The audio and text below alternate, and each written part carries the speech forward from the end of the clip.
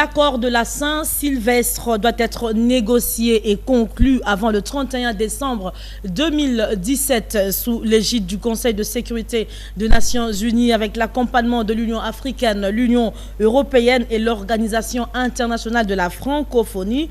C'est la position du courant Les Progressistes. Mesdames et messieurs, bienvenue à ce 62e numéro de l'émission Grand Format qui reçoit pour vous le ministre honoraire Fidèle Tingombay. Je rappelle qu'il était ministre délégué auprès du Premier ministre Sami Badibanga Ntita, les cadres du courant progressiste.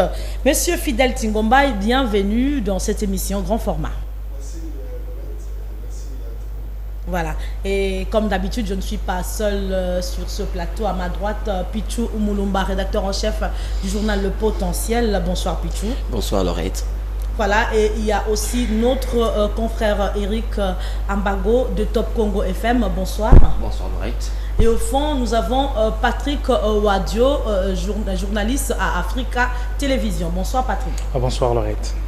Et comme nous l'avons annoncé pour la première question, nous allons parler du courant Les Progressistes. La première question est simple. Qu'est-ce que nous pouvons retenir de la création du courant Les Progressistes?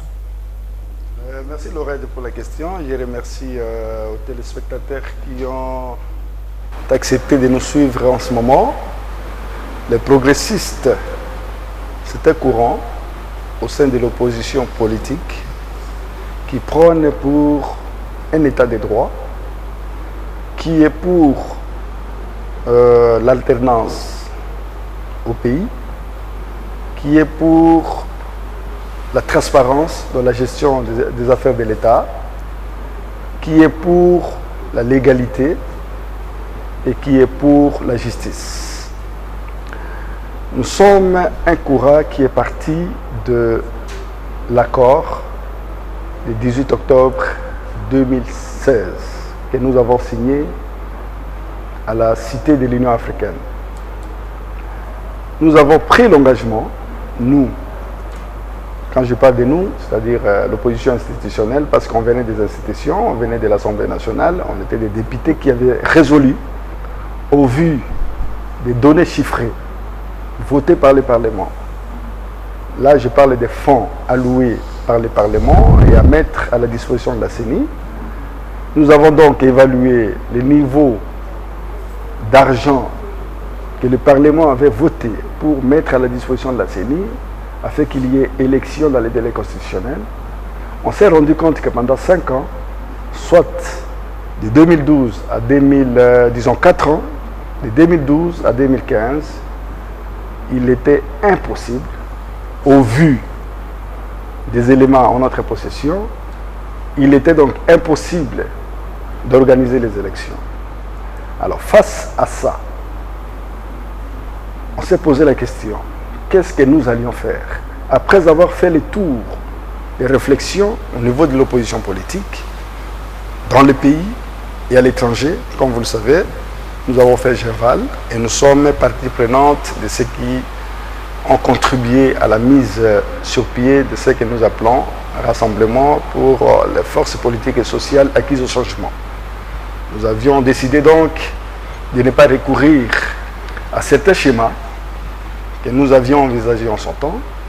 On avait dit qu'il était temps de sauver le meuble, il était temps d'arrêter l'hémorragie, parce que le pays commençait à se vider, parce que tout le monde ne voyait pas d'issue au-delà du 19 décembre 2016.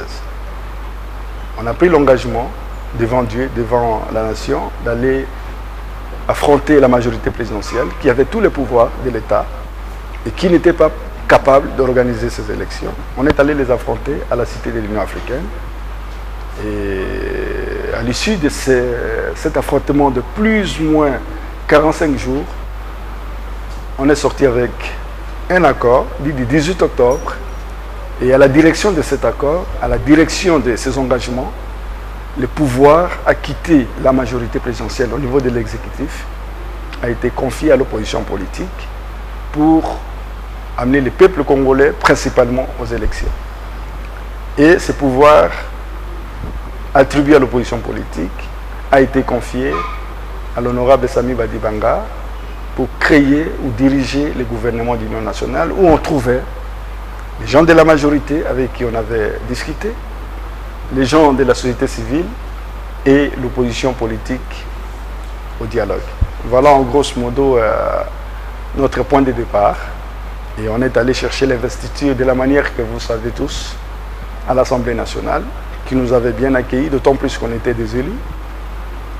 D'autant plus que dans ces gouvernements d'union nationale de Badibanga, il y avait 43% des élus qui parlaient au nom de la population, la population qui les a élus. Donc on était là et puis on avait tenu compte des sensibilités de toutes les provinces, raison pour laquelle vous avez constaté qu'il y avait un effectif quand même élevé de 67 membres du gouvernement, parce qu'il fallait associer tout le monde à l'organisation de l'élection qui était faillie en son temps, de la manière que vous savez. Vous avez accepté de diriger, vous avez trahi en même temps l'opposition. On n'a pas trahi l'opposition parce que nous sommes de l'opposition politique. On a l'identité de l'opposition politique au départ, pendant le dialogue et après le dialogue, où on a formé le gouvernement d'union nationale. On était identifié comme opposition politique. Et après avoir quitté le gouvernement pour céder la place aux gens qui, peut-être vous allez me poser des questions, on a cédé la place aux compatriotes et on est resté à l'opposition politique, notre identité connue par tout le monde. Monsieur le ministre honoraire, j'ai suivi avec beaucoup d'attention les récits, les cheminements même qui a conduit à l'accord qui vous semble nostalgique, l'accord de la Cité de l'Union africaine. Je me demande si ces récits demeurent encore captivants. Là n'est pas ma préoccupation. Je n'entre pas encore dans le fond même de votre courant, mais je me demande, les progressistes, est-ce une recette trouvée pour justement cacher ce qui apparaît comme un échec cuisant de vous, le gouvernement Badibanga, qui a été considéré comme fruit d'un débauchage pour diviser l'opposition? Non, bon, je peux vous dire tout de suite que on ne regrette rien de l'action que nous avions posée pour la République, d'accepter d'aller au dialogue voulu par tous, soutenu par la communauté internationale à travers la résolution 2278. On ne peut pas regretter quelque chose qui pouvait sauver le pays, qui a sauvé le pays pendant ces temps. Vous êtes sans ignorer, comme moi, que le pays s'est vidé ici. Les ambassades commençaient à évacuer son personnel. Les investisseurs ne venaient plus ici. C'est encore le cas. Okay? Et puis, ça donne de mauvais signaux. L'investisseur sérieux ne venait plus, ne s'intéressait plus à notre pays l'année passée. Au niveau de Matadi, il n'y avait plus d'importation parce que les bateaux n'arrivaient pas tellement. Parce qu'un opérateur économique sérieux qui doit affréter ses avions ou ses bateaux devait tenir compte de ce niveau d'alerte supérieur, soit suite à l'incertitude de son temps, où on parlait de cartons jaunes, cartons rouges, tout ça. Donc on n'a pas regretté sur quoi que ce soit. On est serein dans ce que nous sommes en train de faire. Au contraire, nous sommes fiers parce que la vérité, comme ça finit toujours par triompher, aujourd'hui, on nous donne raison de ce que nous avions fait en son temps à la Cité de l'Union africaine. On n'était pas allé là-bas pour nous amuser, on était allé là-bas pour les élections. Et on est sorti avec des dates des élections. Nous, on avait dit que les élections pouvaient avoir lieu en avril, le dimanche 29 avril 2018. C'est ça l'accord du 18 octobre. Mais aujourd'hui, bon, peut-être il a fallu qu'un partenaire vienne pour vous parler de l'année 2018 pour s'en prévaloir. Mais nous, progressistes, on était des prophètes. On voyait des choses plus loin. On y arrivera avec les élections, mais Fidel Tingombaï, élu des Bonganganga à la Mongala, pensez-vous avoir gardé la même crédibilité d'avant auprès de vos électeurs après avoir travaillé avec le président Joseph Kabila? Non, mais travailler avec le président Joseph Kabila, c'est depuis la transition. Après Sun City. Pour votre information, moi j'étais conseiller économique de Jean-Pierre Bemba. Il était dans les affaires pendant la transition. Et le président, les 1 des 4, c'était Kabila. En 2006, je suis élu député.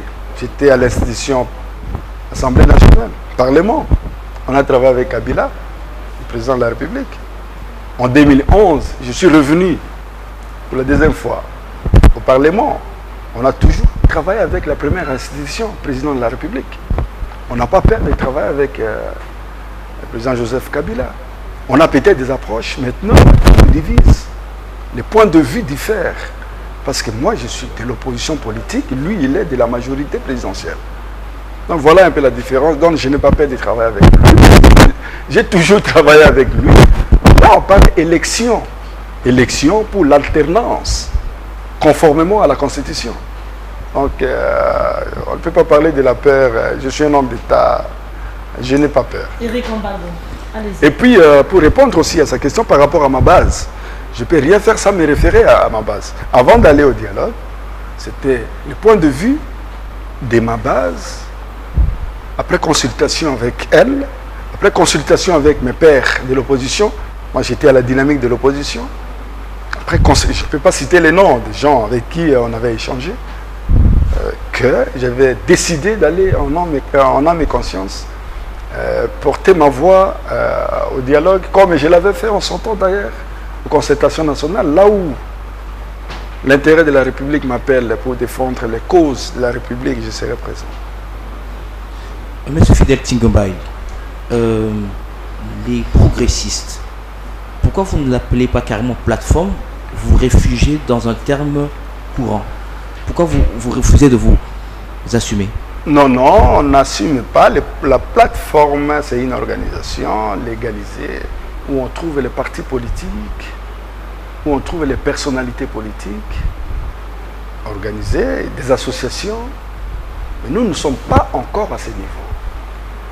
Parce que les plateformes peuvent avoir des dénominations, plateformes électorales. C'est une organisation circonstancielle, désaigrie. On est dans un processus. Gouvernement Sami Badi Banga peut-être. On est dans un processus des gens qui ont signé l'accord du 18 octobre et qui ont refusé de signer l'accord du 31 décembre de la Cinco. Vous l'avez. Pour des raisons que vous pouvez deviner, que vous pouvez savoir. Parce qu'il y avait des choses principales.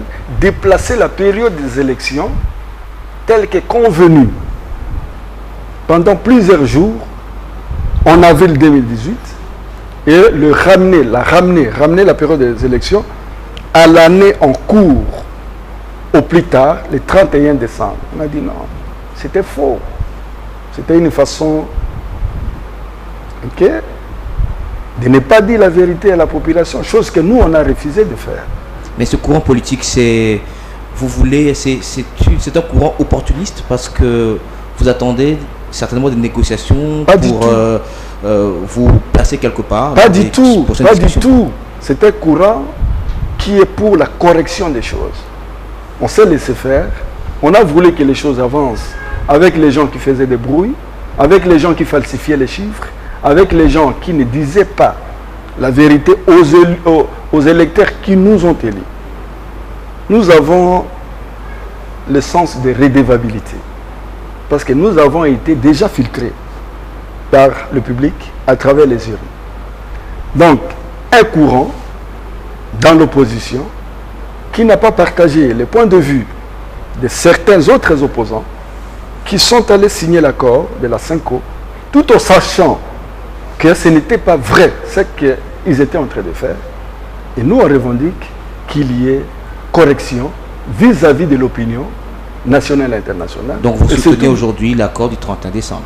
Pardon? Vous soutenez aujourd'hui l'accord du 31 décembre? Il faut partir d'un document. Moi, je suis parlementaire. S'il y a un projet de loi qui vient du gouvernement, ça tombe dans une des chambres, il faut d'abord l'examiner. C'est ce que nous avons fait au dialogue de la Cité de l'Union africaine. Mais le président de la République avait suité à ce que, s'il demande de la Cinco, les prêtres, qu'il y ait inclusivité. On a amené ces documents pour la deuxième lecture à la Cinco. Mais finalement, nous, on se rend compte que, à partir de textes martyrs venant de la cité de l'Union africaine, il ne fallait pas le travailler et l'amener au modèle qu'on a appliqué, au modèle qu'on nous a présenté, qui tombe caduque, parce que les données qui sont là doivent être nécessairement actualisées après le 31 décembre de l'année en cours. Sinon, on ne va plus parler de l'accord. On les soutient, parce que c'est les documents que nous avons, les documents de travail que nous avons, les documents de référence que la République a soutenus par la communauté internationale. Mais on s'est dit, à 2 mois de l'échéance reprise dans ces documents, il faut l'actualiser. Sinon, ça ne sera pas correct. Sinon, on va se retrouver devant un cul-de-sac. Donc il faut renégocier l'accord du 31 décembre. Bon, la renégociation ou le pourparler ne peut jamais manquer en politique. Un troisième dialogue. Bon, pas vraiment. Pourquoi parler des dialogues? Les concertations, on s'entend. À la SECO, on n'appelait pas ça dialogue. On appelait ça contact direct. Négociation directe. Bon, il y avait un terme là. Contact direct, quelque chose comme ça. Ce n'était pas la négociation, ce n'était pas le dialogue. On a habillé les concepts dialogue après. Mais nous, on n'appelle pas au troisième dialogue. Nous, on appelle à la correction. Avec les progressistes comme composante. Les progressistes comme composante, au même titre que le Rassemblement. Mais les éléments pertinents proposés en son temps, qui sont d'actualité par les progressistes, proposés par les progressistes, notre dénomination actuelle, de l'opposition politique, qui sont encore d'actualité. Pourquoi ne pas prendre ça en considération pour sauver la République? Donc rentrer aussi au lieu de nous mettre devant un cul-de-sac et au lieu de nous mettre devant une situation confuse, où il n'y a pas d'issue. Une occasion pour vous de rentrer au gouvernement. 3 mois, c'était très peu. Pas nécessairement rentrer au gouvernement. On est très à l'aise de nous retrouver. Nous, par exemple, nous sommes à l'aise de nous retrouver au Parlement. Et les gens qui sont au gouvernement, vous pouvez leur poser la question s'ils sont à l'aise là-bas, mais nous sommes très à l'aise. Mais nous sommes renégociation, c'est-à-dire actualiser l'accord actuel, sinon il y a l'impasse. Comment on va franchir l'étape du 31 décembre dès lors que dans cet accord-là, on dit que les élections doivent se tenir le 31 décembre? Comment on va le faire? Et après cette date, qu'est-ce qu'on devient? Parce qu'il n'y aura pas d'élection. Renégociation, recontact, concertation, dialogue, peu importe le nom, mais avec qui? Avec quelle composante? Nous connaissons tous la position des plateformes de l'opposition. Nous parlons du Rassemblement, FRC et l'UNC alliés. Nous connaissons la position de plateformes politiques de l'opposition qui veulent une transition sans Joseph Kabila. Maintenant, vous connaissez une information d'une composante et non de toutes les composantes. Si vous allez dans un des partis politiques que vous avez cités, ou dans un des regroupements que vous avez cités, vous allez constater que chaque parti ou chaque groupe a son point de vue. Nous voulons à ce que ces points de vue soient mis sur la table, discutés, pour qu'il y ait un seul point de vue pour sauver la nation. Mais qui convoque Au lieu de dire transition avec ou sans Kabila, pourquoi ne pas se mettre, par une petite concertation, pas un dialogue? Il faut parler la même chose, il faut aller de l'avant, il faut actualiser les données. Si vous n'anticipez pas les événements, chers amis, comment pouvez-vous expliquer à l'échéance de cette année, comment pouvez-vous expliquer à la population congolaise que non, on est arrivé au 31, allons fêter la fin de l'année, il n'y aura pas d'élection, et alors après, qu'est-ce qu'on devient? Qu'est-ce qu'on va devenir après? On constate que vous avez peur ou vous êtes gêné de parler de dialogue ou de discussion, mais on va vous mettre un peu à l'aise, M. Tsingombaï. Il a fallu différentes résolutions du Conseil de sécurité de l'ONU pour appeler les Congolais à se mettre ensemble. Aujourd'hui, ce sont les Nations Unies qui sont fondées pour convoquer aujourd'hui l'ultime discussion avec la classe politique congolaise afin de trouver une issue à la crise qui profile à l'horizon. Non, mais pour votre mémoire, pour les dialogues, même de Sun City, c'était la communauté internationale qui l'avait organisé, bien organisé. Les dialogues de la Cité de l'Union africaine étaient motivés par une résolution du Conseil de sécurité des Nations Unies, appuyée par l'ordonnance du président de la République. Pour la Senco, il n'y avait pas ces résolutions. C'est une mission de bons offices confiée par les chefs de l'État aux prêtres, qui s'est transformée par un forum, un dialogue.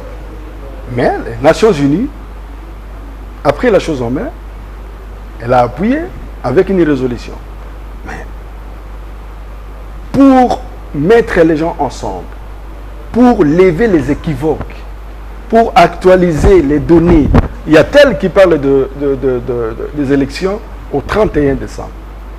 Telle autre organisation parle de juin 2018. Il y a la CENI qui parle des élections 504 jours après. Où voulons-nous amener la population avec ces différents chiffres sur la table? Il y a lieu, de prendre les données de la CENI, de prendre les données des amis qui prenaient ou prennent encore pour la fin de cette année l'organisation des élections, prendre les données de la Cité de l'Union africaine, le 18 octobre, de l'accord du 18 octobre, qui parlait de avril 2018, prendre les données des partenaires que nous avons ici, Madame Niki, pour l'année 2018, c'est mettre ensemble, établir un calendrier, mettre les chronogrammes, chercher le financement, c'est simple. Ce n'est pas compliqué, c'est peut-être les Congolais, politiciens congolais qui cherchent à compliquer la vie de sa population, mais ce sont des choses faciles qui peuvent se faire à moins de 2 jours. 2 jours, 3 jours, tout peut se faire, harmonisation des textes, c'est fini, au lieu de confier la parole aux uns et aux autres, comme le spectacle que nous avons vu l'année passée, à la fin de l'année passée. Ce n'est pas honorable. Ce n'est pas honorable. Le rassemblement a déjà coupé court. Nous avons suivi hier élection en juin 2018, je crois, sans Joseph Kabila. Point barre. Patrick Wadio. Tingombaï, la grande question que moi je veux poser, entre la transition sans Joseph Kabila, qui est une position tranchée du côté du rassemblement, rejoint par l'UNC, les MLC également, et ceux qui estiment que la continuité a été déjà prônée par l'accord, par achèvement du processus électoral, les progressistes, qu'est-ce que vous apportez de concret entre ces deux positions tranchées? Quelle est votre recette pour arriver à une sortie de crise? Moi, je ne peux pas parler ici au nom du rassemblement qui a donné un point de vue aujourd'hui qui est contraire au point de vue d'hier. Si vous voulez que je parle des rassemblements, je ne suis pas le porte-parole des rassemblements. Parce que vous me parlez des rassemblements, mais je vous informe que c'est les rassemblements. Qu'est-ce que vous proposez entre les deux positions tranchées? Je vais répondre à votre question. C'est les rassemblements qui nous parlaient du 31 décembre.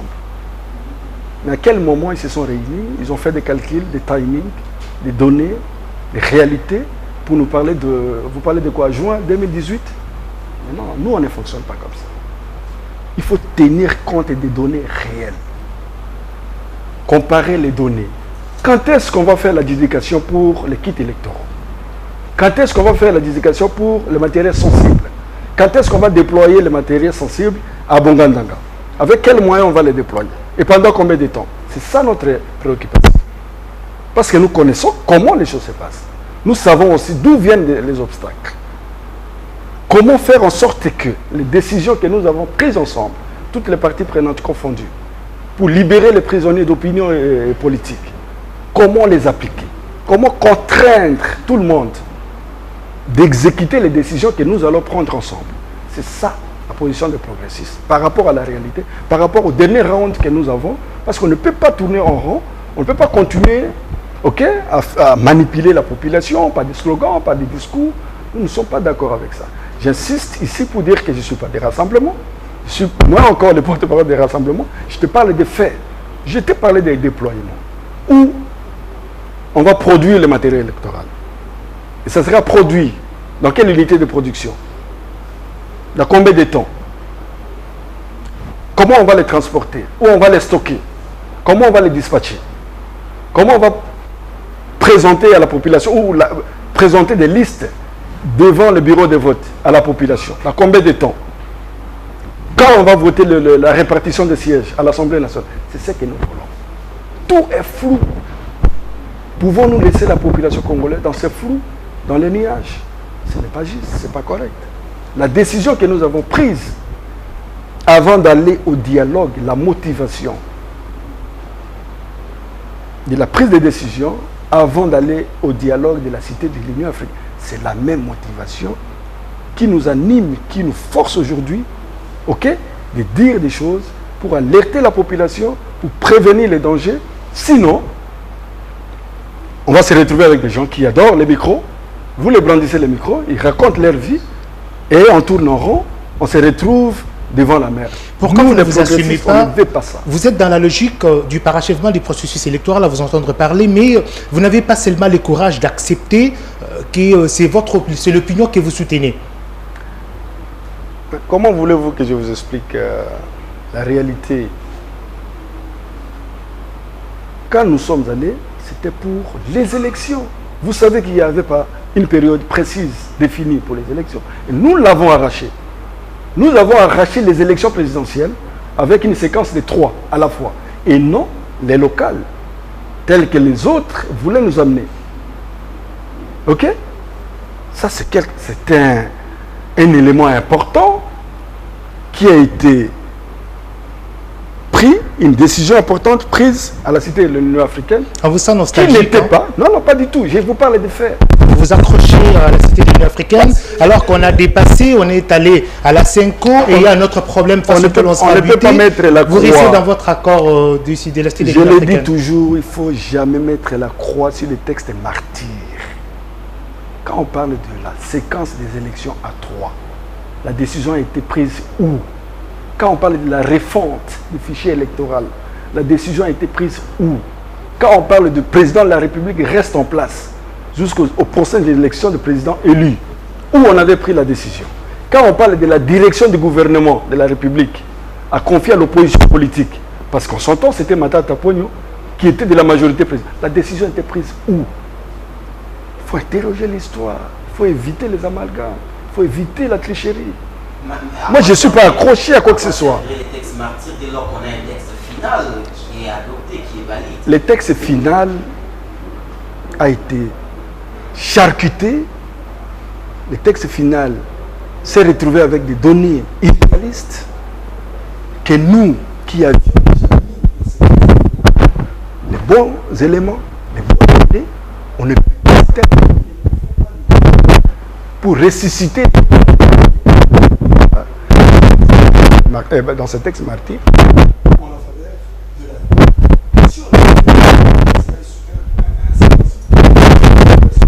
Le progressiste propose quoi, comme l'a dit Patrick, concrètement, qu'est-ce qu'on fait maintenant? Mais je vous l'ai dit, pour aller aux élections avec Nanga, président de la CENI, pouvons-nous accepter les 504 jours? Pouvons-nous nous accrocher à la date des rassemblements de juin 2018? Pouvons-nous dire maintenant qu'on va faire les élections sans Kabila? Pouvons-nous dire aujourd'hui qu'il y a l'argent suffisant pour donner à la CENI? Toutes ces questions, vous allez trouver des réponses à ces questions. À quel niveau? Quand? Nous voulons à ce que les gens trouvent des réponses à ces questions maintenant. Ça, c'est la position des progressistes, des opposants politiques que nous sommes, qui avons mis en place un courant de réflexion de ces éléments-là. Parce que nous avons, quand on était au gouvernement, on a trouvé un déficit important. Je ne donne pas les chiffres ici, je suis un homme d'État. On a trouvé un déficit au gouvernement. On est allé chercher les crédits provisoires à l'Assemblée nationale. Mais avec ces crédits provisoires, on a donné 60 millions de dollars à la CENI. Crédit provisoire, 60 millions de dollars. Et pendant le premier trimestre, nous avons, de l'année en cours, nous avons prévu plus de 700 millions de dollars au budget qu'on a présenté, que le Premier ministre actuel a présenté. C'était notre budget qu'on avait préparé. Mais là-dedans, on avait déjà mis 700 millions de dollars pour faire face aux 3 scrutins. Pour les progressistes, quels sont ces éléments? Nous voulons nous asseoir avec les gens qui ont examiné cette loi de finances, avec les gens qui ont voté ces budgets, qui peinent à s'appliquer, Nous voulons nous asseoir avec ces gens pour appliquer. On doit appliquer ce qu'on avait déjà. Pourquoi ne pas appliquer ce qui était bon? Voilà notre position. C'est clair. Je ne sais pas dans quelle langue je peux encore parler pour ça. Vous revenir sur le contenu de cet addendum à l'accord du 31 décembre. Bon, dans l'addendum ou avenant, c'est simple. Le texte actuel, l'accord du 31 décembre. Mais là, il faut parler de calendrier consensuel, clair, qui va mettre tout le monde d'accord. Calendrier consensuel. Un minimum, ok, de concertation pour établir le calendrier attendu par la population, attendu par la communauté internationale, avec les chronogrammes. Ok? Il faut parler de financement réel. Parce que tantôt on nous parle de tel chiffre, tantôt tel autre chiffre. Le budget pour ces élections-là et les sources de financement de ces élections, il faut les identifier, les quantifier. C'est très important. C'est ce que nous voulons. Il faut aller chercher nos frères et sœurs pour qui on avait pris des décisions depuis Béatrice en son temps, quand on préparait l'accord de la Cité de l'Union africaine, pour libérer leurs chaînes qui étaient fermées, pour libérer nos frères et sœurs qui étaient considérés comme prisonniers d'opinion et politiques. Nous devons savoir à quel niveau sommes-nous arrivés avec cette décision-là. Chers amis, président de Klerk en Afrique du Sud, pour sauver les pays, ok, c'est mis au-dessus de la mêlée. Il avait pris des décisions unilatérales, en mettant d'ailleurs les gens qui étaient à Robben Island, en Afrique du Sud.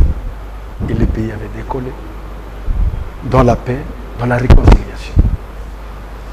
Ok? Ce sont les quelques points. Et puis, nous disons, il faut qu'il y ait non seulement un comité de suivi, des mesures, des engagements fermes pour l'exécution. Quelles sont les conséquences? Si telle ou telle autre personne a pris la décision, quelles seront les mesures à prendre contre cette composante ou contre cette personne-là? Ça n'existait pas. Après 3 mois passés au gouvernement, vous semblez être fier alors que votre bilan, on va dire, il est quelque peu mitigé quand même. Comme vous le savez, quand on vient de moins, je ne sais pas moi quoi, là, 530 millions de dollars de déficit, pour laisser le trésor public avec un gain, disons, au premier trimestre de 2017, moi je suis un homme de chiffres, Eric, c'est un effort considérable.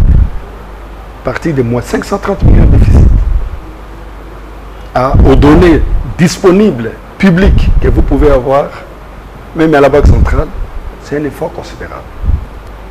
Et continuer à faire fonctionner l'État avec les crédits provisoires, pas un budget, crédits provisoires.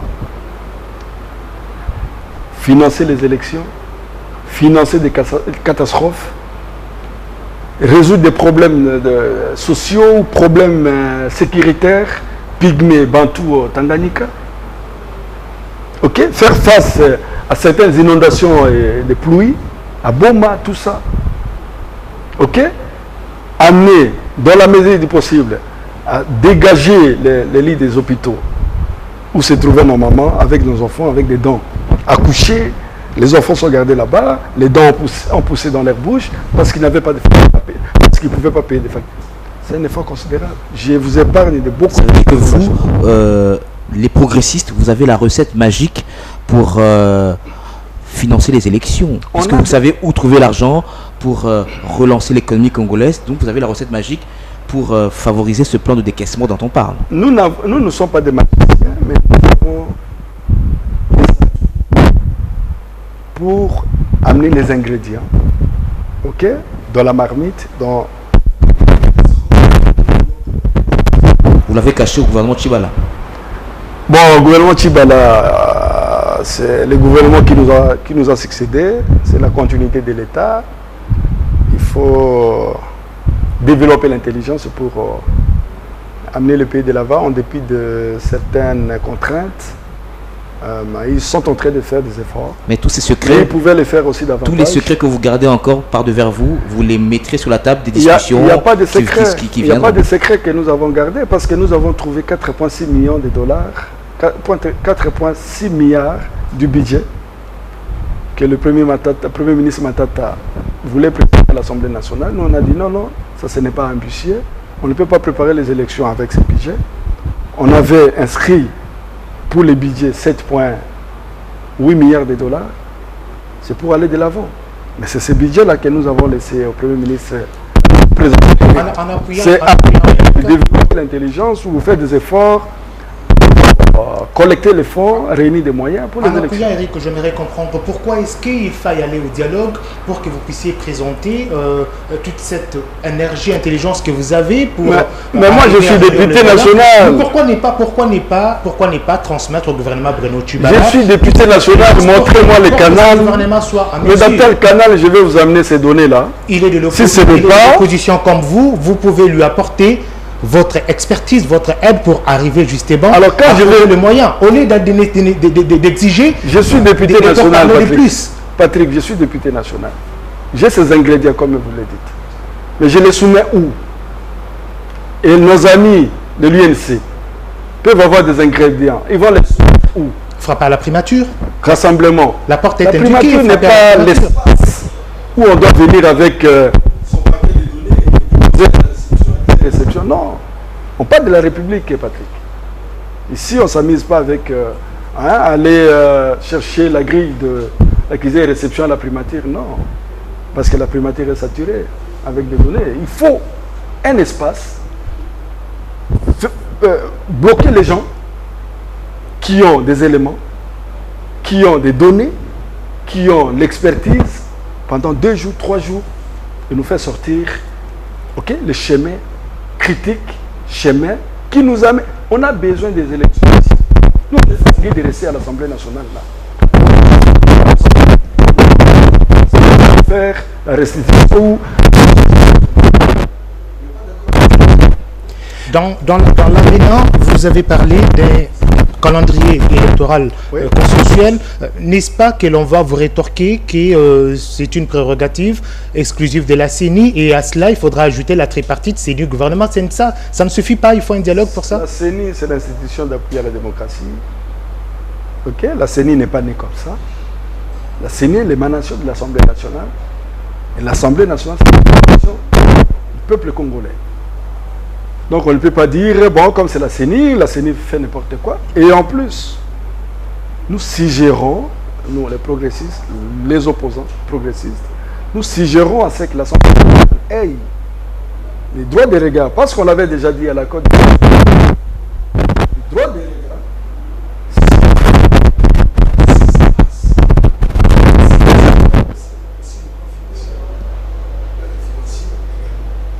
déroulement du processus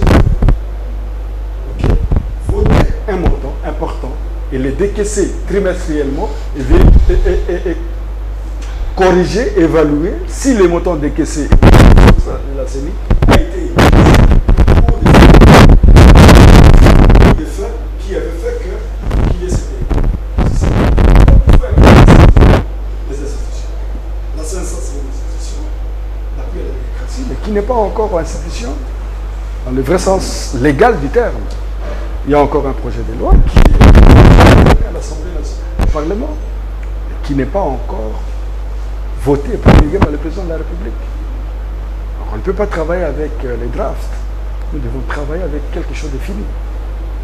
Les contrôles parlementaires, il ne suffit pas pour contrôler la CENI?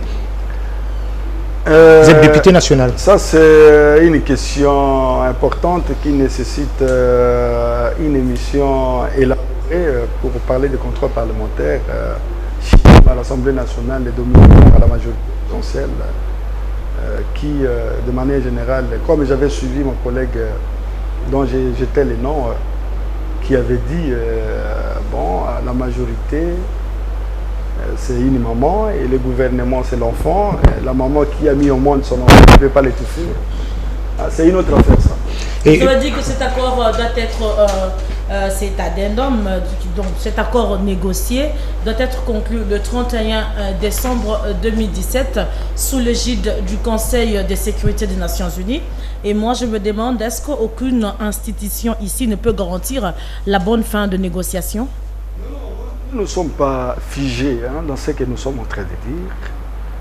Parce que ce soit le premier dialogue, que ce soit le deuxième dialogue, ok, ça a été dirigé, ça a eu comme élément déclencheur une institution. Il y a eu une résolution pour le premier dialogue. Il y a eu une ordonnance présidentielle pour le premier dialogue. Il y a eu une demande verbale pour le deuxième dialogue, mais appuyée par une résolution du Conseil de sécurité que nous apprécions.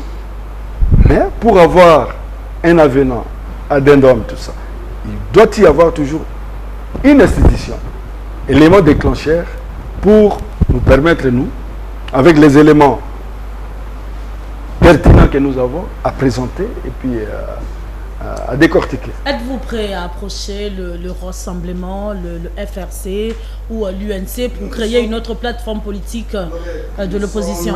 De l'opposition politique. Nous avons nos frères qui mènent les mêmes combats à l'opposition politique comme nous. Nous sommes qu'un petit courant au sein de l'opposition. Et si vous lisez, si vous avez suivi les discours de l'honorable Sami Badibanga, ces jours-là, parce qu'il avait parlé des perspectives par rapport à notre courant, il avait dit, souligné tout haut, que nous visons l'unité de l'opposition politique. On ne peut pas aller aux élections en ordre dispersé. C'est toute l'opposition politique qui doit se mettre ensemble, comme ce fut le cas au Rassemblement, malgré le fait qu'il y avait quelques regroupements ou quelques partis politiques qui n'avaient pas adhéré au mouvement déclenché à Genval. Mais nous voulons aujourd'hui l'unité de l'opposition, que le MLC, l'UNC, UDPS, Rassemblement, G7, nous, qu'on se mette ensemble. Sous quel format? On ne sait pas définir le format maintenant. Le format sera quand nous serons ensemble, parce que c'est un bébé que nous allons mettre en place. C'est un produit que nous allons mettre sur le marché et on va juger le cycle de vie de ces produits-là ensemble. Vous réclamez l'unité de l'opposition maintenant parce que vous voulez vous blanchir? Pas du tout. On a toujours tendu la main à nos frères de l'opposition, même quand on avait pris l'option d'aller au dialogue au lieu d'aller à la rue. L'année passée, on avait interrompu les travaux des dialogues de l'Union africaine pour attendre que nos amis de l'opposition nous rejoignent. Même quand on avait voté l'accord du 18 octobre, on avait réservé tout un article 24, si j'ai encore une bonne mémoire, réservé pour les élections. Ce qui n'a pas été le cas. On ne peut pas se fatiguer. Il faut lancer des signaux forts. On ne peut pas se fatiguer. Comme l'UNC, par exemple, Vital Kamerhe a pris la décision de quitter le gouvernement. Nous savons que les progressistes, vous êtes tout nouveau, vous êtes tout jeune, mais vous avez quand même des représentants au sein de ce gouvernement. Il faut des signaux forts, des gestes qui démontrent réellement votre volonté d'œuvrer avec vos collègues qui hier avaient refusé de participer au gouvernement au sein de Batibanga. Non, il ne faut pas... Comme je l'ai dit tout à l'heure ici, moi je ne suis pas le porte-parole, je n'étais pas le porte-parole du Rassemblement. Je ne peux pas être le porte-parole de l'UNC. Ce que je sais, c'est que l'UNC c'est un parti politique responsable qui prend sa décision telle qu'il voit, telle qu'il entend. Quand il avait pris la décision d'aller signer l'accord de la Cinco, nous on n'était pas là, nous on était restés avec le premier accord. Et l'UNC sait comment ça s'est terminé là-bas. Et maintenant que le président national, à travers la structure du parti, a pris une autre option, nous on prend acte et on n'a pas à se mêler dans les affaires d'un parti politique. Ce que nous cherchons ici, c'est l'unité de toute l'opposition politique pour l'alternance politique que nous recherchons tous. Mais Fidèle Tingombaï, est-ce que vous êtes toujours en contact avec les opposants qui étaient avec vous au dialogue de l'Union africaine, est-ce qu'ils sont de pair avec vous? Ils sont avec vous dans les progressistes?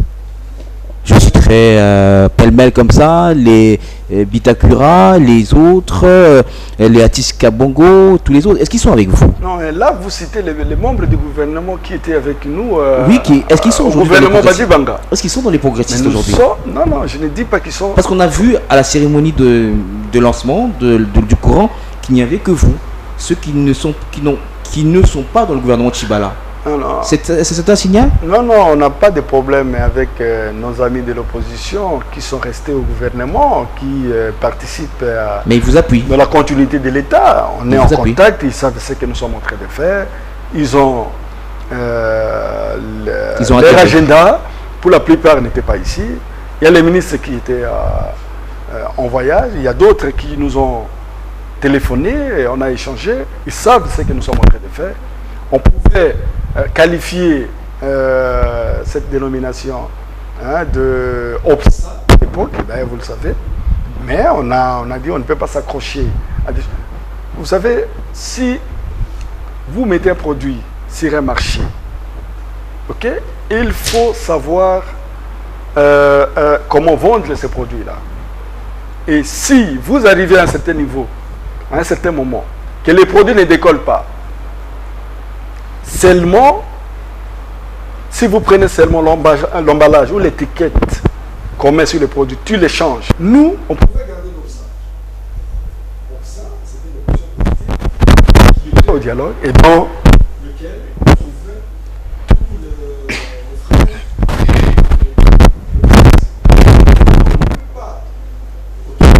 tous les amis qui sont dans les affaires.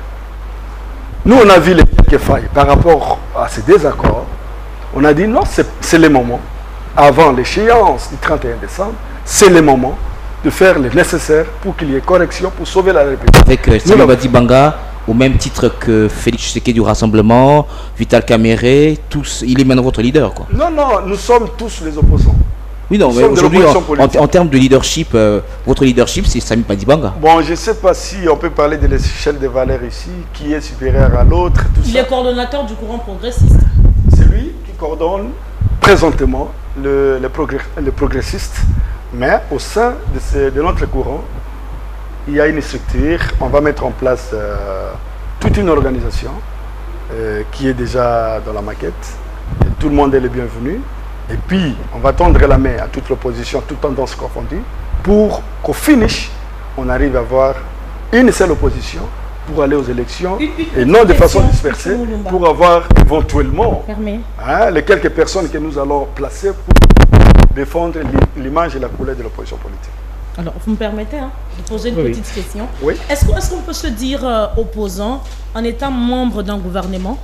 Ça dépend, madame. Ici, nous sommes régis par les accords. Ok? Tu es de l'opposition politique.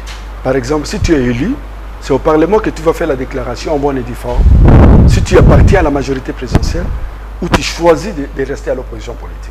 Chose que nous, on avait fait à l'époque, de rester à l'opposition politique, de ne pas appartenir à la majorité présidentielle. Ça, c'est clair. Mais comme on est régi par l'accord suite à une crise connue par tous, on est allé au dialogue. Les résolutions des dialogues stipulent qu'il faut mettre en place un gouvernement d'union nationale dans lequel on va trouver majorité, opposition et société civile. Je ne vois pas comment on peut ne pas s'embarquer dans ce gouvernement d'union nationale. Donc il n'y a pas d'amalgame pour dire non, on ne devient plus... Alors, une fois que tu es au gouvernement, ta qualité de l'opposition politique est finie. Non. C'est dans quel contexte? Nous sommes dans un gouvernement d'union nationale, issu de l'accord politique, où on trouve toutes les tendances, toutes les composantes, toutes les parties prenantes. Je suis l'un d'être convaincu quand vous aviez effleuré il y a peu votre bilan ou les bilans du gouvernement Badi Banga, où vous avez été ministre délégué auprès du Premier ministre. Et j'ai aimé le fait que vous ayez dit que vous êtes fan des chiffres. Moi, j'aimerais qu'on revienne un tout petit peu sur ces bilans, en termes chiffrés d'ailleurs. En 4 mois, qu'est-ce que ces gouvernements a fait concrètement? On peut partir du volet sécuritaire parce qu'on connaît qu'il y avait encore l'activisme des miliciens à l'est du pays. S'il faut prendre les Kivu dans son ensemble, une grande partie de l'ex-province orientale, les conflits pygmées et Bantou vers l'ex-Katanga, sans compter ce qui est arrivé dans l'espace Kasaï. Déjà sur le plan sécuritaire, en 4 mois, qu'est-ce que vous avez fait? Sur le plan social, qu'est-ce qui avait changé concrètement pendant votre gouvernance et sur le plan politique? Comme ça, on sera fixé sur votre action. Mon frère, vous êtes journaliste, moi, je pense que vous m'avez posé la question et en même temps, vous avez répondu à toutes mes questions. Quand vous parlez des conflits, pygmées, partout, c'est pendant notre gouvernement que nous avons pu trouver la solution à ces conflits. Vous voulez que je vienne ici, sur ce plateau, vous parlez des chiffres que le gouvernement avait mis pour résoudre ces problèmes sécuritaires dans la province de Tanganyika.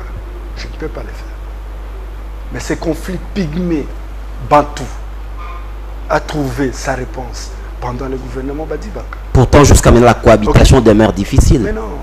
Entre les deux communautés. Il fallait vivre ces moments-là où il y avait des déchirures entre ces deux ethnies.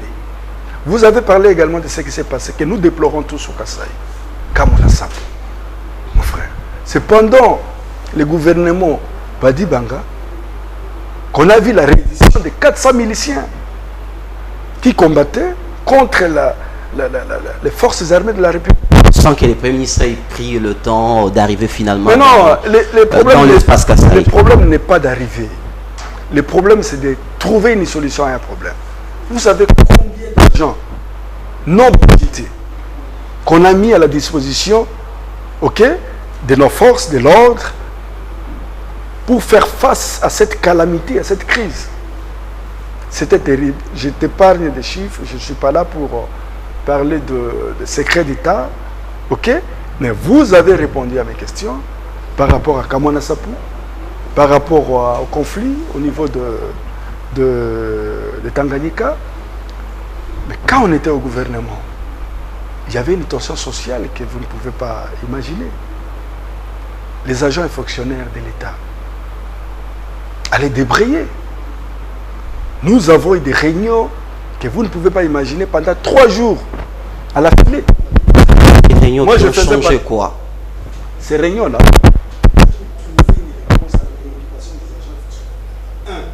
c'était pour le taux d'achat avec la fluctuation de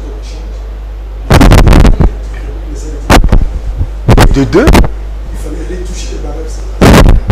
On s'est réunis avec tout le monde. On est allé chercher les fonds des reliquats de paix.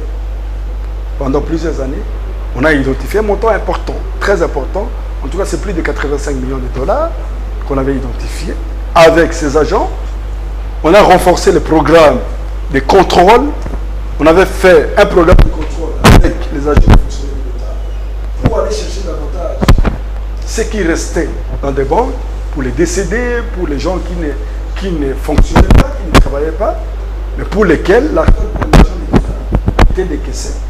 Donc, on avait fait des efforts pour aller de là-bas, impliquer les agents et fonctionnaires pour collecter suffisamment de fonds des reliquats et voir au finish ce qu'ils voulaient comme revendication en termes de barème salarial. On ne pouvait pas tout faire pendant 100 jours ou pendant 4 mois. Nous sommes des personnalités politiques, il y a la continuité de l'État. On salue l'effort que le gouvernement a fait. À notre niveau, on a des vérités. Parce que vous êtes fan des chiffres, serez-vous à mesure de faire une autocotation par rapport à vos 4 mois sur 10 par exemple? Quelle cote vous donnez à votre action? J'ai une maîtrise en finance.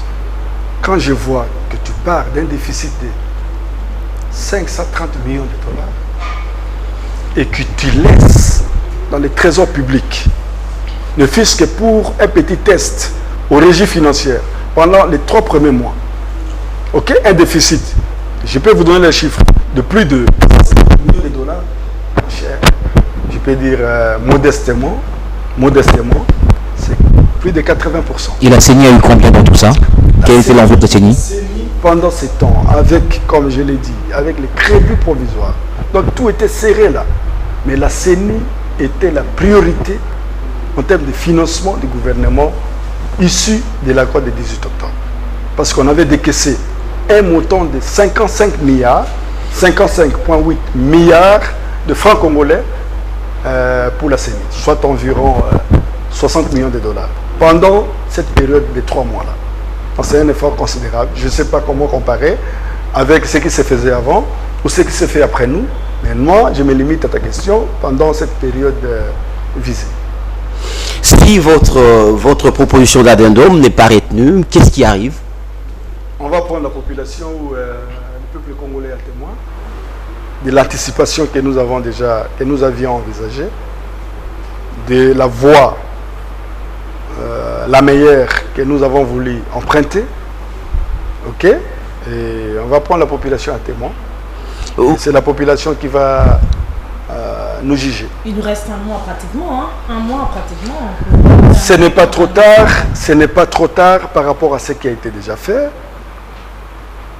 2 mois, c'est amplement suffisant pour trouver la solution parce que l'accord du 31 décembre n'est pas appliqué. Même l'arrangement particulier, surtout, qui fait partie prenante de l'accord, n'est pas signé par beaucoup de gens, par beaucoup d'acteurs politiques. Donc la notion d'inclusivité recherchée au niveau de la CENCO n'était pas rencontrée. Il suffit seulement de voir, vous êtes des journalistes, faites des investigations, allez chercher les tableaux de l'arrangement, des arrangements particuliers, vous allez vous rendre compte qu'il n'y a pas de signataires. Donc la notion d'inclusivité n'a pas encore place. Donc il est temps qu'on le fasse et le plus vite que possible. Mais justement pour gagner en termes de temps, parce que vous préconisez également l'unité de l'opposition, vous le progressiste, pourquoi vous n'allez pas directement au contact des autres plateformes? Non, non, c'est déjà fait. On est bon. Moi je ne vous peux êtes pas. En contact avec moi je ne peux pas rassemblements. venir ici. Moi je n'ai pas de. On n'est pas des ennemis de toute façon. Vous êtes en contact avec les rassemblements des Nous ne sommes pas des ennemis. On a des points de vue différents. Moi, je ne suis pas ennemi avec un collègue ou un ami de la majorité présidentielle. On a des visions différentes. Mais avec nos amis, quelques amis de l'opposition, il y a des contacts. Naturellement, on vous a déjà rapproché avec la majorité présidentielle. Moi, je demande si vous êtes en contact avec les rassemblements des Félix Tshisekedi, par exemple, ou les rassemblement, c'est une de Jean-Pierre Bemba. Rassemblement, c'est une structure. Dans rassemblement, il y a des partis politiques, des regroupements. Et dans ces regroupements et partis politiques, il y a des individus, des animateurs. On est en contact avec ces animateurs. Mais la CENI va publier son cas électoral au courant de la semaine, d'ici dimanche. Et admettons que la CENI nous dit clairement, la CENI l'a déjà dit, qu'il n'y aura pas élection en 2018. Et dans le calendrier, la CENI nous fixe des dates précises pour les élections en 2019. Que sera la réaction du courant les progressistes? La publication par la CENI des calendriers électoraux est la bienvenue. Mais je crains que cette publication déclenche des mécontentements, suscite d'autres problèmes dans la République. J'aurais souhaité à ce qu'un minimum de travail préparatoire se fasse entre acteurs politiques pour nous retrouver avec un calendrier consensuel, avec des chronogrammes acceptés, du moins par plusieurs acteurs, okay, avec l'identification des revenus, des ressources clairement analysées. Et c'est de cette façon-là que la plupart des gens vont s'embarquer dans cette affaire. Mais sortir un calendrier, je suis très réservé de me retrouver avec un calendrier qui risque de susciter des polémiques qui va nous amener encore... Fidèle Kingombaye, vous êtes signateur de l'accord du 18 octobre et le 504 jours demandé par la CENI aujourd'hui, la CENI l'a fait déjà à la tête de l'Union africaine. 504 jours, ce n'est pas un chiffre nouveau pour vous. La CENI l'a fait déjà demandé à la tête de l'Union africaine. Et moi, je me dis dans tout ça, mais la CENI, elle est restée constante. 504 jours depuis l'Union africaine. Mais pourquoi aujourd'hui, cela pose problème? Non, non, nous on ne s'accroche pas à 504 jours. Hein. Nous on s'accroche à ce que la CENI nous avait dit, nous avait présenté à la Cité de l'Union africaine avec l'OIF, avec l'ONU, avec les Américains. On s'accroche à ces chiffres-là. Parce qu'il y avait des échanges Nous, on ne voit pas les 504 jours. On voit ce qui nous a été présenté en son temps. Où on parlait des élections. Ok, attendons voir ce que la CENI va nous présenter. Mais on souhaite absolument à ce qu'il y ait un minimum de concertation en ce qui concerne les calendriers pour éviter qu'on se mette dans des polémiques. Et comme vous le savez, okay, ça va nous amener à un niveau tel que, bon, peut-être dans une prochaine émission élaborée, vous allez me poser la même question parce que je vais vous prendre un témoin. Une dernière question. Oui, une opinion pense que l'on peut privilégier l'élection présidentielle d'abord, qui sera découplée des autres. Qu'en pensent les progressistes? Moi, en tant que politique, moi, en tant que celui qui est passé par les élections 2 fois, je ne suis pas favorable à cette option de prendre seulement les élections présidentielles. L'option a été levée pour la refonte du fichier électoral. L'option a été levée pour la séquence de 3 élections le même jour. Avant, c'était 2 élections. C'est possible d'avoir 3 élections le même jour dans un local. Au lieu d'avoir 600 bulletins pour les élections présidentielles, 600 bulletins pour les élections législatives, on peut réduire légèrement de 600 à 400 bulletins pour aller jusqu'aux élections provinciales. C'est possible dans une salle, d'avoir 3 urnes. Si jamais on privilégiait l'élection présidentielle seulement, qu'est-ce qui va arriver? Patrick devient président de la République. 6 mois après, il faut aller aux élections législatives. Tout le monde va s'aligner dans le parti de Patrick parce qu'il est déjà sorti président de la République. Il est déjà connu. Ce président-là est déjà connu. Mais il va gérer avec quelle majorité? Avant d'aller aux élections législatives nationales, il va gérer le pays avec quelle majorité? Et si tout le monde s'aligne dans son parti politique, ça devient plus que ce que nous vivons maintenant, plus qu'un parti-État. Donc je suis favorable pour qu'on privilégie seulement l'élection présidentielle. Il faut respecter cette séquence acceptée par tous les partis, décidée par nous à la Cité de l'Union africaine, de 3 scrutins le même jour. Ok? C'est parti de longues discussions pour arriver à cette séquence-là. Sinon, présidentielle seulement, il y a beaucoup plus de conséquences, il y aura beaucoup plus de contestations. Un dernier mot avant de nous séparer. Mon réalisateur me fait signe, mais j'aimerais quand même savoir, est-il possible d'avoir une transition sans Joseph Kabila? Est-ce possible? Bon, moi je ne peux pas répondre à la place de Congolais moyens ou politique congolaise. Bon, il faut qu'on se mette. Sinon, c'est peut-être la rue. Je ne sais pas comment le dire ici. Mais je suis pour la construction. Aller chercher encore des affrontations, des confrontations. Ah, ça sera plus difficile à gérer après cette période, mais il y a moyen. Dans les 2 mois qui précèdent la fin de l'année en cours, il y a moyen de trouver une solution par rapport à l'option que les progressistes sont en train de mettre sur la table ou sur la place publique. Merci M. Fidèle Tingomba d'avoir répondu à nos questions. Merci Laurette et à très bientôt. Merci beaucoup et un grand merci au panel de journalistes Pichou Omulumba, Eric Ambago et Patrick Wadjo, et pourquoi pas à notre réalisateur Fia Lungela. Nous vous donnons rendez-vous pour le prochain numéro de grand format. En attendant, restez branchés sur la télévision africaine pour la suite du programme. Merci.